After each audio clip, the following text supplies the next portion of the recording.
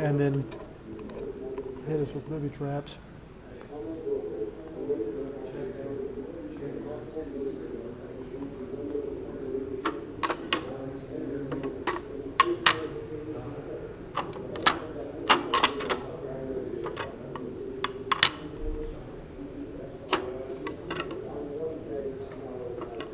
Chi-Ha tank.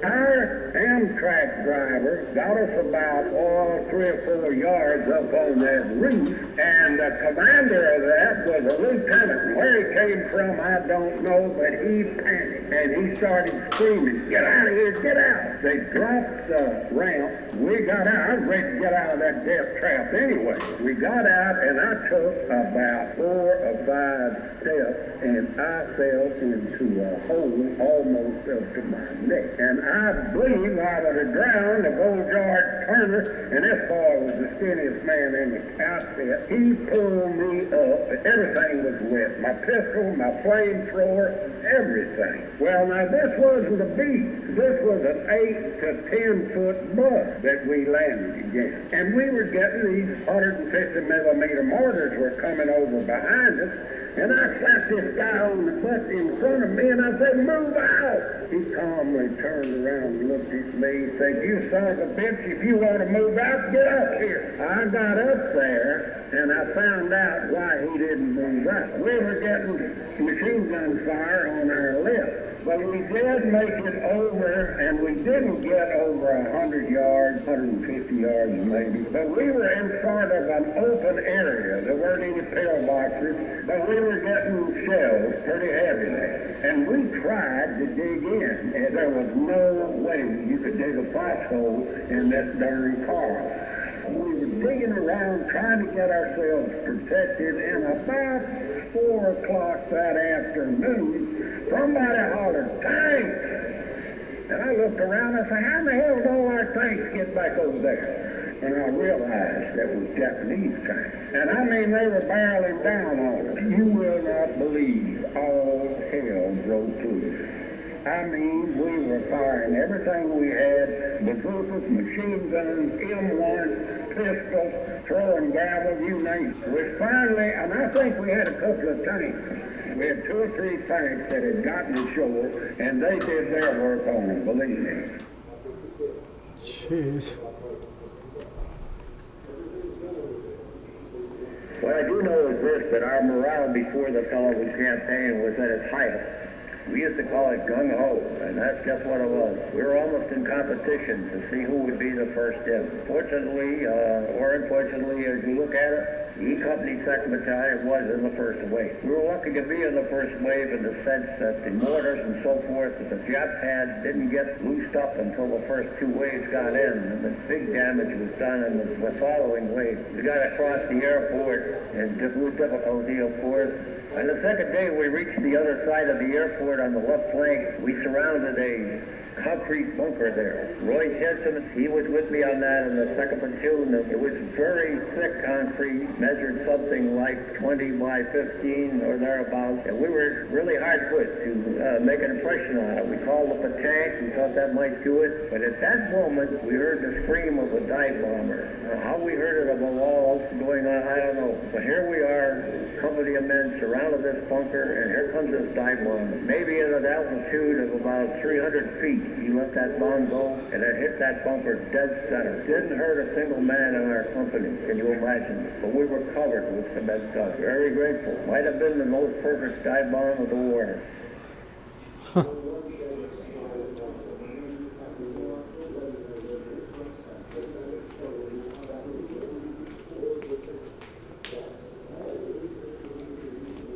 You hear what that first one was talking about?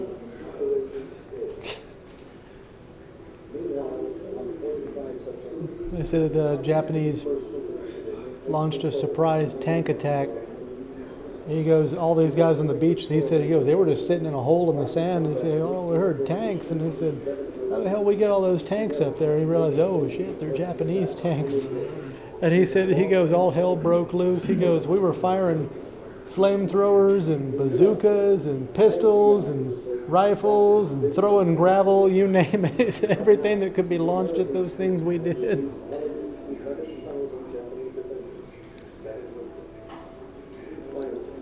Bloody Nose Ridge.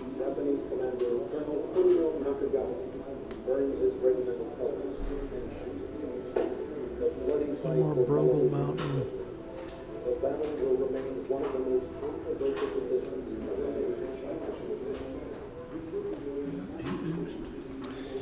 Yeah, we weren't ready for that. No, we weren't. If you ever wonder where that picture of the 2,000-yard stare comes from, or that saying, it's from that.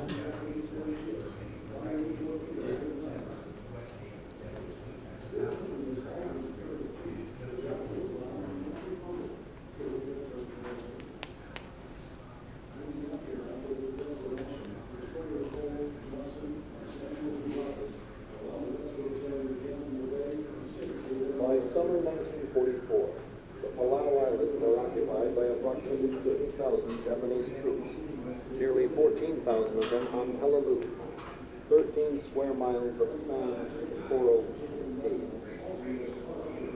As Allied forces push westward towards the Philippines, General Douglas MacArthur has concerns about Japanese strength on Peleliu. In a conference between President Roosevelt, Admiral Chester Nimitz, and General MacArthur, Nimitz agrees to support MacArthur's planned invasion of the Philippines. First, MacArthur wants the Navy and Marines to take Peleliu and neighboring islands in the Palau Island chain. MacArthur reasons that planes from the Japanese airfield on Peleliu could threaten the right flank of the Army in the planned invasion of the Philippines. Nimitz is not convinced, nor is Admiral Bull Halsey. In early September, Halsey reports that late intelligence shows Japanese air strength on Peleliu to be negligible. But with the Pacific Fleet already en route, Nimitz decides to go ahead with landings in the Palaus. 12 September 1944. The Navy begins a pre-invasion bombardment Done about 2 of o'clock. Peleliu. After 2 days, they proclaim the bombardment a success. Everything's done over there. Grab some chow in One town. competent Navy officer to the Marines, Walker. But on 15 Back to the same restaurant. D-Day at Peleliu, enemy guns with the bombardment. You go staggering out of there. Pound rate the landing force. No, we need to get some Some Marines run it, All right. some staggering, others loaded.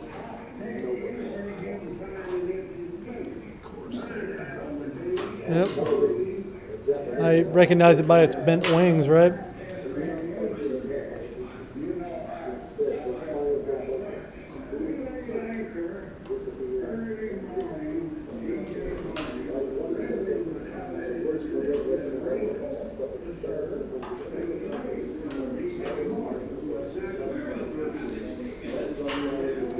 Yeah, MacArthur said he'd come back. Entire surface fleet always related to the landings. Their plan calls for Admiral Rosari's northern force to decoy Admiral Wellesley's third fleet away from its position guarding San Bernardino Strait. Meanwhile, Admiral Michelet's southern force and Admiral Kearney's center force aim to catch the Allies in the pincer attack at Lake. Taffy 3. The plan falls apart on the morning of 24 October, when airstrikes by Third Fleet carriers caused Korea And to the Japanese super battleship Musashi.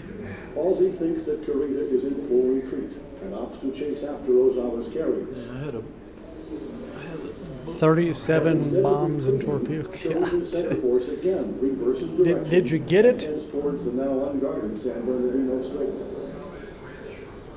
2:50 a.m., 25 October. Nishimura ships enter Surigao Strait to find Admiral Jesse Oldendorf's task force waiting for them. In a hellish night battle, the Americans exact a heavy toll on the Japanese Southern Force.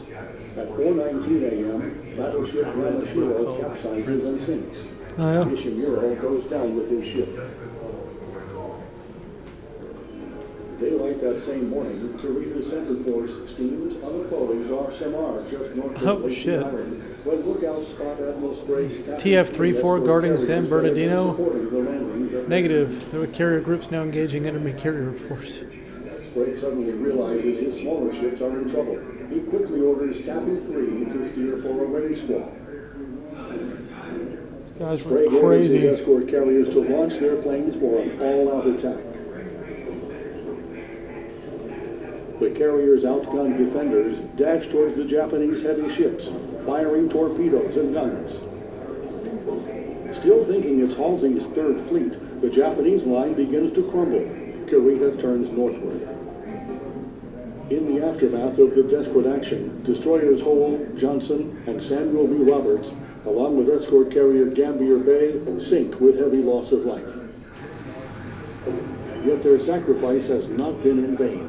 Sprague's Taffy 3 has saved the day in the Battle off Samar. 25 October, at Cape Engano, Halsey has caught up with Ozawa's decoy northern force and is pounding it with airstrikes when he receives word of Sprague's desperate situation at Samar. Halsey orders battleships and cruisers of the 3rd Fleet to reverse course and head south to Samar, while he continues his airstrikes on Ozawa. Yet when these ships arrive off Samar, Kurita's central force has already retreated back through the San Bernardino Strait. By day's end, all 4 carriers in Osawa's northern force at Cape Engano had been sunk, including Zukaku, the last surviving carrier from the Japanese attack on Pearl Harbor. Halsey's defeat of Admiral Ozawa at Cape Engano puts the final mark on the Allied victory of 1812. Yeah, those guys in Taffy 3 were totally fucking crazy. You know what's really bad about that is one of those it said one of those destroyers, jeez, got enough guns on your house?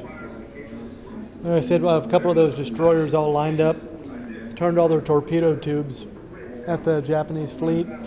It just dumped every torpedo that they had, and some of the torpedoes missed the first Japanese ships, but then hit the ones in the middle of the formation. They didn't know where the hell it was all coming from. They didn't realize it was all coming from those little destroyers. They were just like, who the hell's attacking us?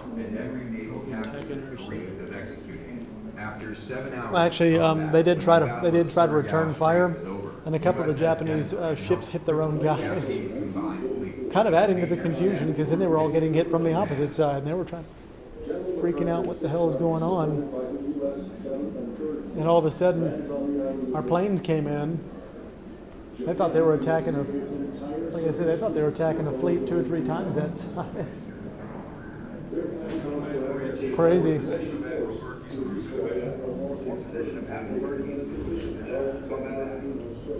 In 1944, the light It was Zuikaku was the last surviving carrier of the Pearl Harbor attack. World War II. It is October 25th, and several Japanese warships cruiser are bridge. heading directly into a trap set by the U.S. Navy 17 at the Battle of Surigao Strait. It is just Cape Engano, yeah, Tokyo Rose.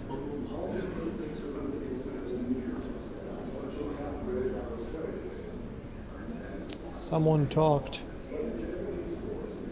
Congress shall make no law respecting the establishment of religion or prohibiting the face. Yeah, well.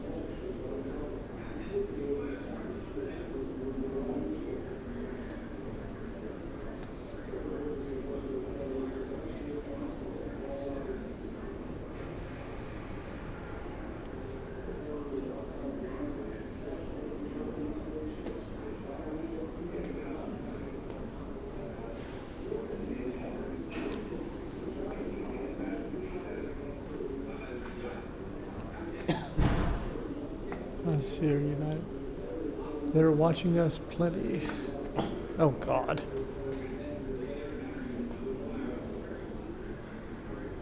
Buy bonds at your nearest Scorers Theater. What do you mean you ain't gonna buy no bonds?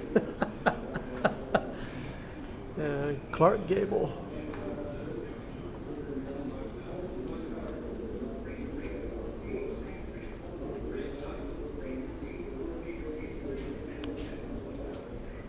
And the submarines. You didn't hear a bunch. Stuff you don't hear much about or see much about.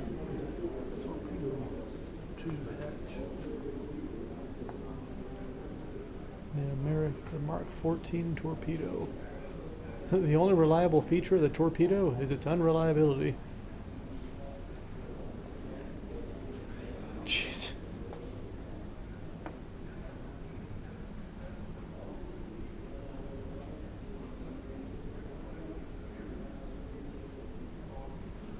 Well, that's got to be a bitch. This guy fired 15 of his 16 torpedoes. 11 hit the target and failed to detonate. 2 exploded with damage to the vessel, saving the last of his fish for examination. So they took it all apart and they, oh man, it's not put together right.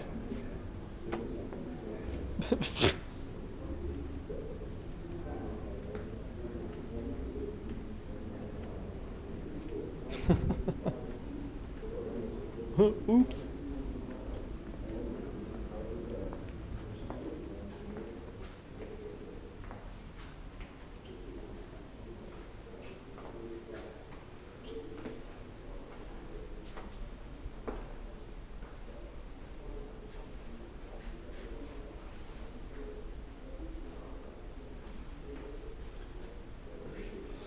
Submariner. Hey, all right. That guy has got the.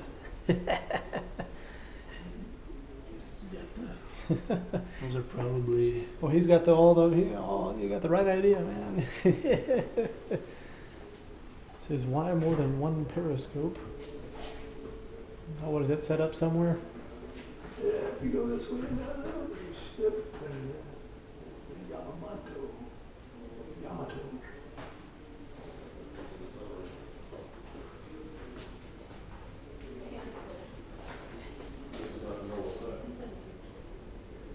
Uh-huh.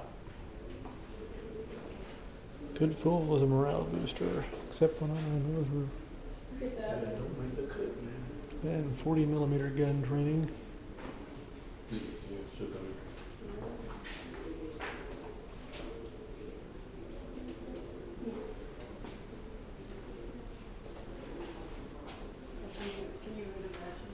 sleeping with the. You can be like curled up in like a. 5-inch deck gun training.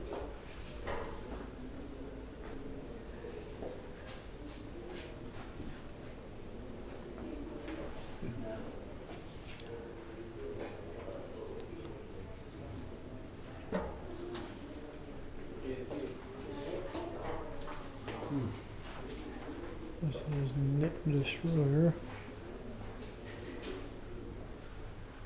Hey guys, just sleeping on top of the torpedoes. Yep, you don't have much room. No, no.